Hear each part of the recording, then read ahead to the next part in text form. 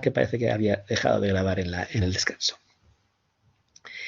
Bueno, pues si no hay más preguntas, a ver, les voy a poner un ejemplo, ¿no? Piensen que llegan como practicante entusiasta a una institución y, claro, cuando uno llega de practicante te dan problemas claros o soluciones fáciles, ¿no? Así como tareas simples, de poca responsabilidad, ¿no? Y, y eso pues te va yendo bien y poco a poco te van dando más desafíos, más responsabilidades y tú vas operando desde la lógica del liderazgo táctico, ¿no? En el fondo vas operando con este estilo de liderazgo que te funcionó en un principio, ¿no? Resulta que llega un día en que te asignan un nuevo departamento o un nuevo proyecto que ya la solución conocida ya no es posible, ya se requieren soluciones desconocidas y ahí tienes que abrirte a la creatividad. Y asumamos que pasan los años y llega un momento en que de repente te haces cargo de proyectos más y más desafiantes cada vez, que involucran más actores, eh, que involucran, o actrices, que involucran a más desafíos en el territorio, que involucran problemas cada vez más ambiguos que requieren articularse y conversar con personas distintas y que además soluciones no son de manual de cortapalos, ¿no? Son soluciones que requieren otro enfoque. Y ahí, ¿qué sucede? Si es que actúas como te había funcionado hasta ahora, pues vas a estar ejerciendo el liderazgo táctico cuando lo que requieres es liderazgo colaborativo, ¿no? Y eso es lo que les pasa a veces a muchos políticos o gerentes de la antigua escuela, ¿no? Que de repente tienen una mirada muy técnica, muy directiva, pero cuando llegan a relacionarse con la comunidad o con proyectos, no entienden que hay que abrirse a espacios de participación, que hay que dedicar tiempo a la escucha de todas las voces del sistema para entender el elefante que mencionábamos al comienzo, ¿verdad? Eh, bien, pues esto era lo que quería mostrarles respecto al liderazgo adaptativo. ¿Alguna pregunta, comentario? Adelante, Consuelo. Gracias por levantar la mano. Profe, en el tema de hoy en día con las mascarillas y la cantidad que se está desechando, yo tengo entendido que no son reciclables. Entonces, Ya. una solución ahí vendría desde un liderazgo creativo o colaborativo.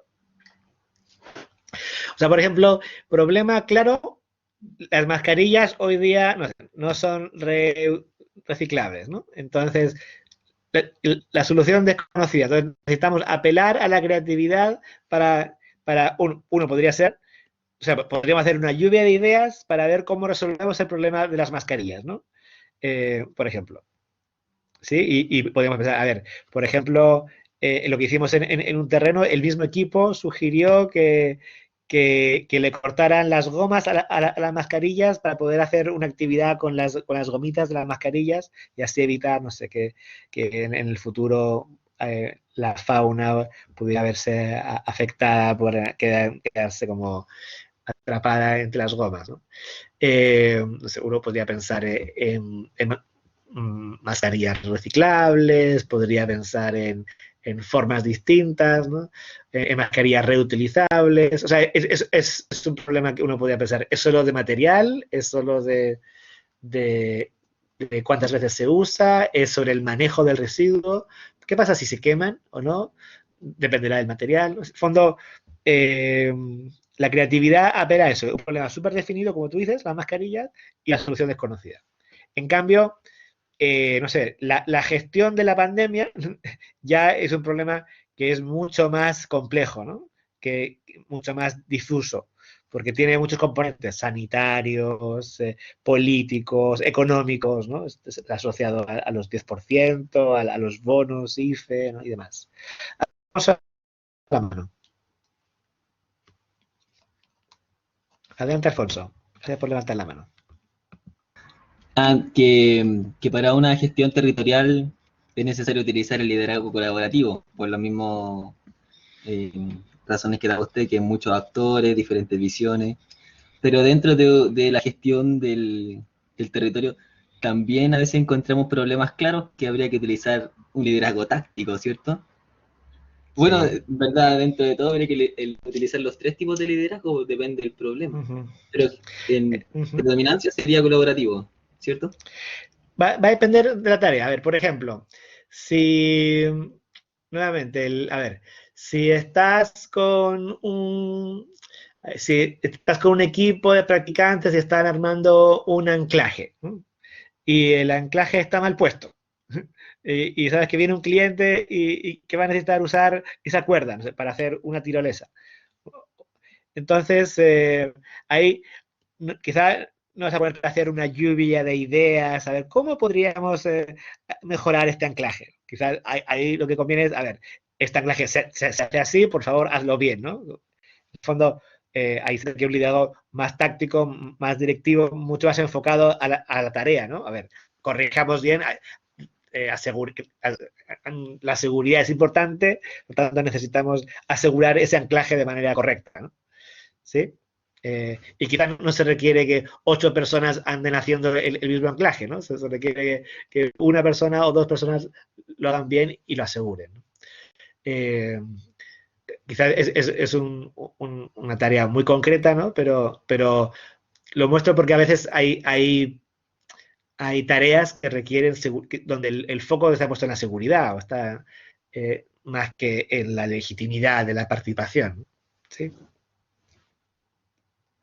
Lo mismo, en el caso del incendio, si es un incendio normal, clásico, pues los bomberos no se van a poner a hacer una lluvia de ideas, a ver, hola, mira cómo se está quemando el edificio, ¿qué podemos hacer para apagar este edificio? A ver, hagamos una lluvia de ideas. ¿No? La lluvia de ideas no va a apagar el edificio, ¿no? ¿Sí? O sea, en el fondo, la clave o la sabiduría es el discernir cuándo se requiere táctico y cuándo se requiere, o sea, qué tipo de problema estamos enfrentando y cuándo se requiere ser más táctico o directivo y cuándo se requiere ser más participativo, colaborativo, ¿sí? En función de analizar y discernir frente a qué tipo de tarea, desafío estamos. ¿Sí?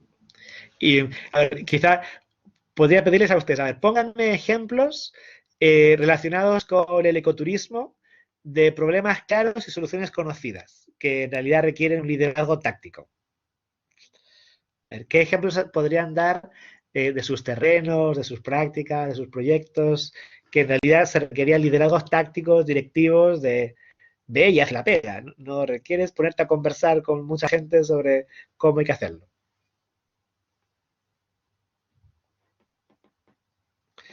Dice, alimentación de personas hacia la fauna nativa. Creo que lo redacté mal, pero es cuando las personas dan alimento a los ¿Sí? animales nativos. Ya, ya, ya, perfecto. No es que alimentemos a los cóndores con carne humana, ¿no? No, no, no, aquí no por lo menos. Ya, o sea, en el fondo es, por favor, no tire migas a los zorros, ¿no? Entonces ahí no hace falta una lluvia de ideas para decirle a los visitantes, por favor, no, si ven un zorro, no le den de comer, ¿no? O el tema de fogatas en áreas protegidas, dice Paula, ¿no? O sea, si el guardaparques al inicio o el guía, ¿no? O la persona que te refiere te dice, está terminantemente prohibido hacer fuego, bueno, pues ahí les va a tocar poner límites bien definidos y no es no. Por ejemplo, el otro día en el terreno con el grupo de Santiago fuimos al Cañi, el santuario del Cañi allá en Pichares, y el límite, o sea, el guardaparques desde el primer día nos dijo, no hay condiciones de seguridad para subir a la cumbre. Por favor, no suban a la cumbre. Está terminantemente prohibido subir a la cumbre. Lo dijo 3 veces. ¿No? Y nos quedó claro que no podíamos subir a la cumbre y nos lo fundamentó, ¿no? Que se forma una placa de hielo, que es peligroso, que hay una caída muy escarpada. Entonces a todos les quedó claro y ahí no hace falta una lluvia de ideas o decidir en la asamblea si vamos o no vamos a la cumbre. Si ya el guardaparques fue suficientemente claro y enfático. Ya, Alfonso Vilas ha levantado la mano. O es la misma que no la bajé. Pablo Rocco también levantó la mano. Quizá ya en un caso más extremo, en un tema de accidente, y no sé, el guía sabe y tiene conocimiento de primer auxilio, ahí el liderazgo es claramente táctico y de Ujú, jerarquía que él ujú. anda y todo. Perfecto, sí, efectivamente, todos aquellos aspectos que requieren una expertise técnica, no sé, pues primeros auxilios o gestión de emergencias o así, efectivamente se requiere confiar en aquella persona que tiene más experiencia técnica en algo, no sé, sea en medicina, sea en rescate, sea en temas de seguridad, en el manejo de cuerdas, en escalada. ¿Sí? Pablo también menciona el aforo en tiempos de COVID. Bien. Excelente, ahí se queda claro. Y póngame ejemplos entonces de proyectos, tareas, desafíos, ya sea de sus terrenos o de sus prácticas, en que les ha tocado ejercer un liderazgo más colaborativo, que han tenido que facilitar algún proceso quizá de diálogo, de colaboración, de participación, donde quizá no tenían todas las soluciones evidentes y había que construirlas entre todos.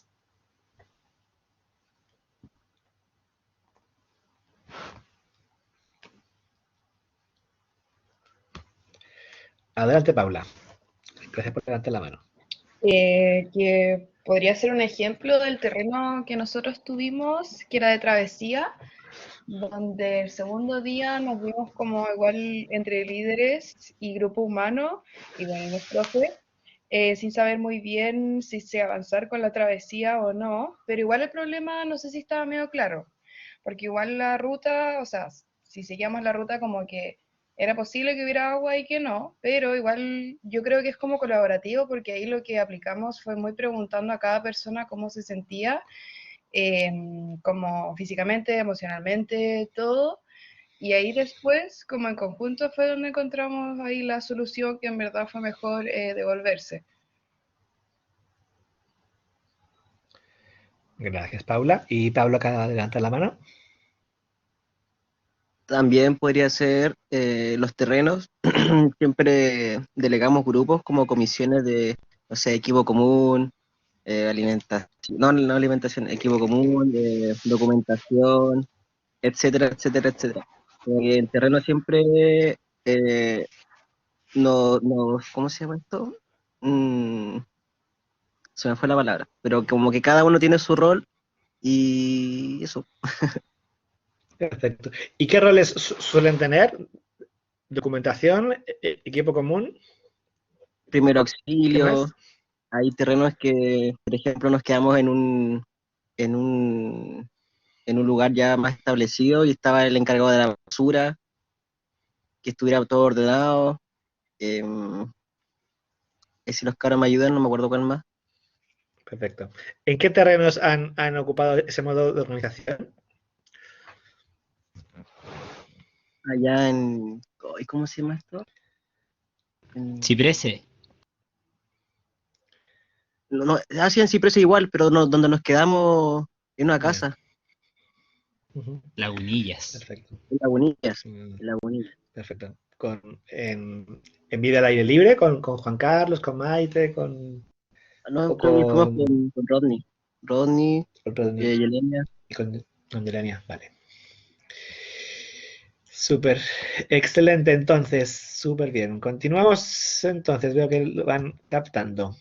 Bien, como ven acá, eh, para ir integrando los modelos, el primer paradigma era el círculo, el segundo el triángulo, ¿verdad? La jerarquía, después aparece la burocracia, el cuadrado, el rectángulo, y el cuarto paradigma organizacional sería la red, ¿sí? La red como cuarto paradigma organizacional que lo que hace con la red es que,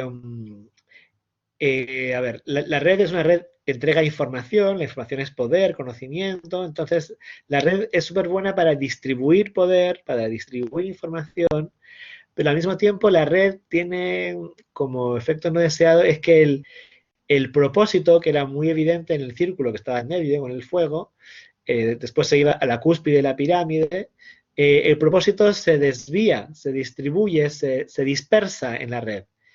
Y por tanto, en la red cada quien maneja su interés particular y es muy difícil articular una red en torno a un propósito porque cada quien tiene su propio interés en la red. Y ahí lo que cabe es la articulación de los distintos intereses en red. Y entonces lo que ha ido surgiendo en el último tiempo es lo que se denomina el quinto paradigma organizacional, ¿ya?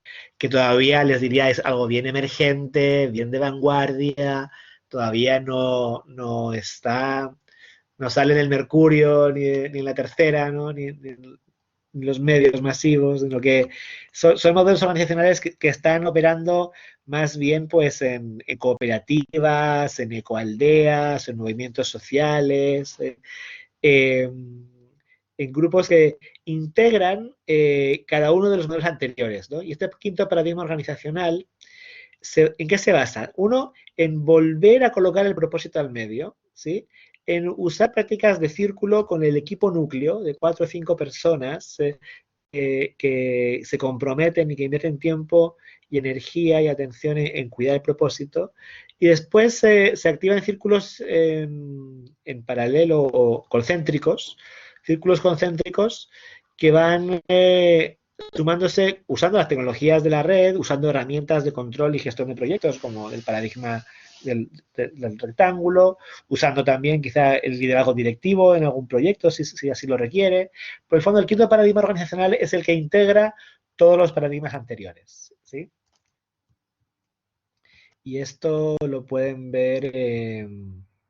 Pues, con este quinto paradigma organizacional han ido apareciendo una última ola de teorías de liderazgo que tienen que ver ya no con lo que hace o con lo que actúa, sino desde dónde opera el liderazgo, ¿ya? Y entonces en la próxima clase veremos la teoría U, que es el enfoque, uno de los enfoques más vanguardistas, pioneros de los últimos 10 años sobre el liderazgo, que invita a pensar desde dónde opera el líder, desde qué propósito, desde qué creencias, desde qué lugar interior opera el liderazgo. ¿Alguien habla japonés ustedes? ¿Algún otaku que les guste el japonés?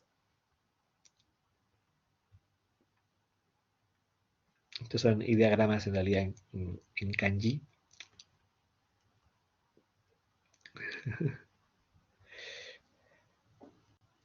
Bueno, pues si no lo adivinan, el de arriba dice kai y el de abajo dice sen, ¿ya? Kai, sen. ¿Les suenan esas palabras? ¿No? Ahí se lo he traducido, kai, sen. ¿Qué significa entonces?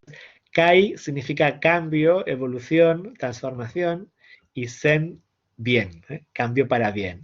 En realidad, el Kaizen es como se traduce a veces la excelencia, ¿no? La mejora continua, el aprendizaje permanente, el ser cada día mejores, ¿no? El aprender de los errores, el perfeccionamiento, ¿no? En el cristianismo hablan de la santificación, ¿no? El cada día ser más santo, cada día ser más perfecto, cada día ser mejor, ¿eh?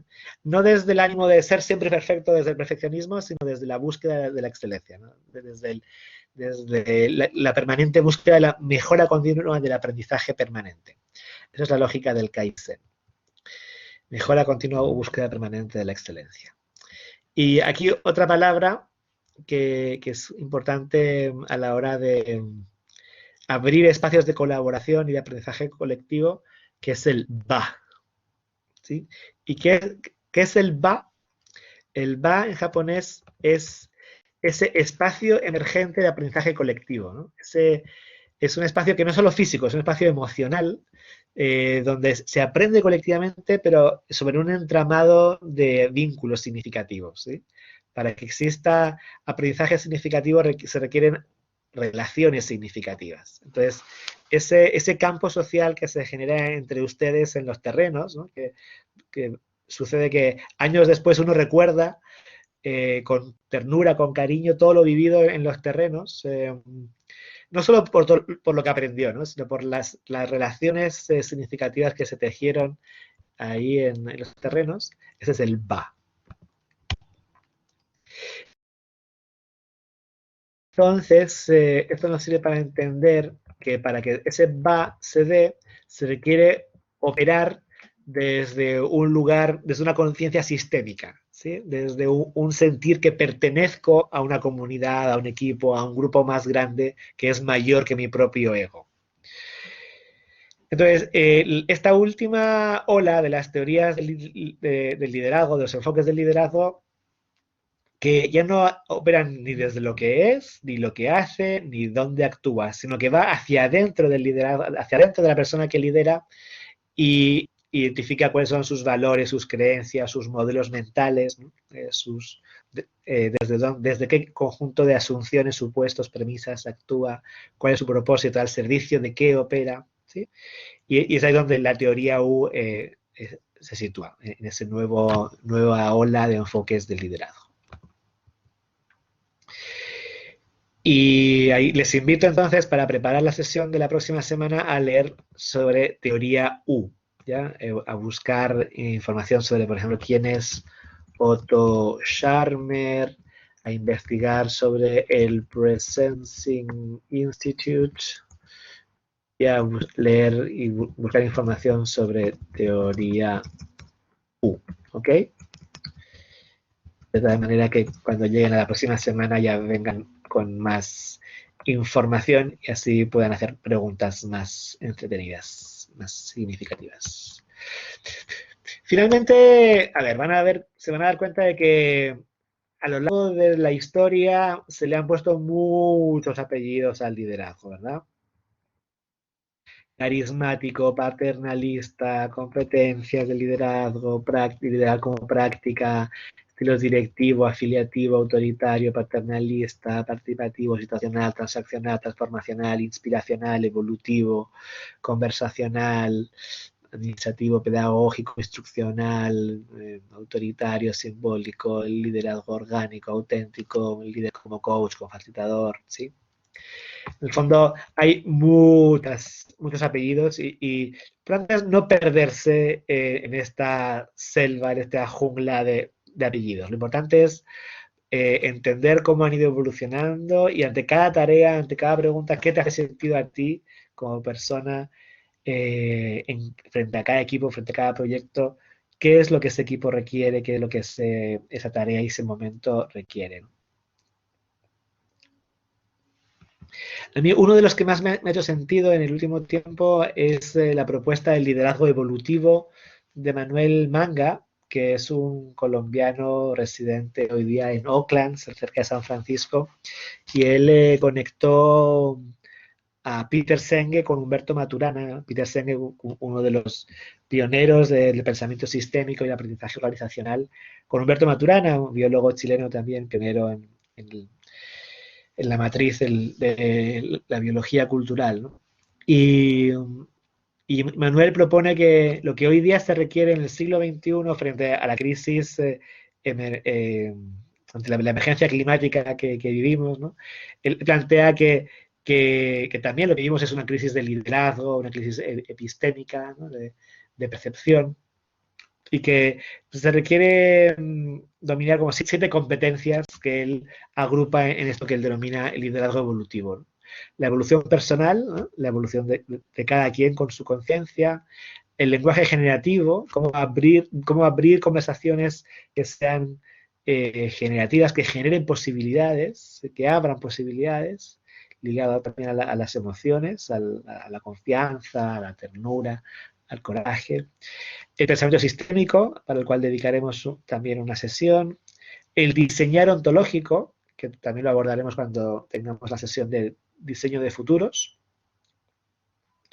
La sostenibilidad sistémica, esta mirada más sistémica de la sustentabilidad, y la colaboración ante desafíos adaptativos, y una mirada de futuro basada en escenarios y visiones evolutivas, ¿no? Con una mirada bien de largo plazo.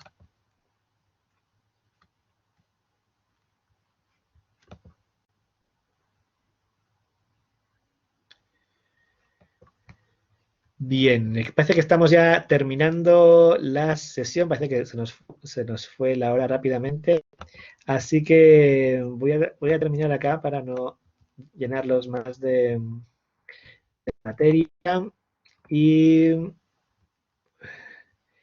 por tanto les invito ahora a un último minuto donde cada uno pueda preguntarse qué fue lo que más le llamó la atención, con qué se queda hoy, cuál fue el aprendizaje más potente y significativo de la clase de hoy.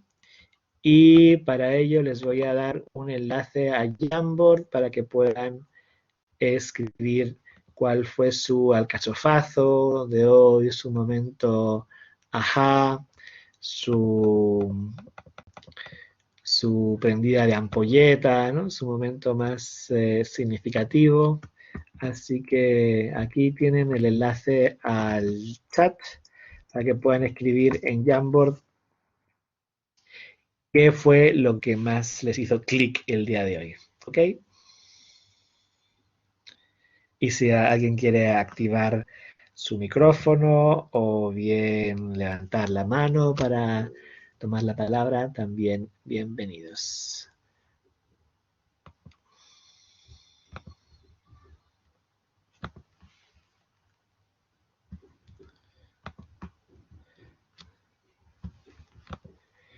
Adelante, Felipe, gracias por levantar la mano. Encuentro muy interesante como el hecho de los ejemplos que abordamos, porque son situaciones que suceden y cuestionarse qué tipo de liderazgo es importante y necesario y como nutritivo finalmente. En cada caso, lo encuentro muy, aporta mucho como al proceso educativo y está bacán. Lo agradezco mucho. Gracias, Felipe, por tu retroalimentación.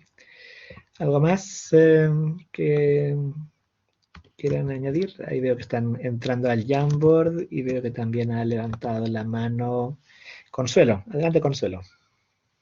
Sí, profe, a mí lo que más me llamó la atención y lo que más me hace sentido es en la evolución del liderazgo que finalmente se han perdido las técnicas ancestrales más sabias en cuanto al tema circular de liderar, que es una manera finalmente de que cada quien acepta su propio rol y acepta también el rol de los demás, más que buscar imponerse sobre la otra persona. Gracias, Consuelo. Excelente. Entonces, si alguien más, adelante, Paula. Gracias por levantar la mano. Sí, yo creo que el momento como más ajá que tuve que fue como así, pues, ¿verdad? Que igual se puede hacer así porque es como que en el tema de la teoría X, Y, Z, con a veces encasillar a las personas o con tu equipo de trabajo así como no, nadie me ayuda o que son flojos, etcétera, lo que puede ser. Es más fácil como caer en eso de encasillar a las personas y al final, o sea, es más fácil como pensamiento principal, como, pero después al final igual complica, uno se complica porque igual esa ayuda es necesaria en un equipo de trabajo, sino que implica más no sé, un pensamiento como más empático quizás también, como con el resto con el que uno trabaja. Y personalmente sí, como que igual me ayudó harto para verlo y también quizás a veces igual me he visto como encasillada en eso de, ah, ya, no sé, pues no hizo bien esto o se queda en eso. em, no sé, como que me hizo reflexionar en verdad y fue como ya, sí, como que si puede hacer algo respecto a una situación en la que, no sé, pues, tiene un equipo de trabajo y quizás no está tan motivado, pero sí buscar soluciones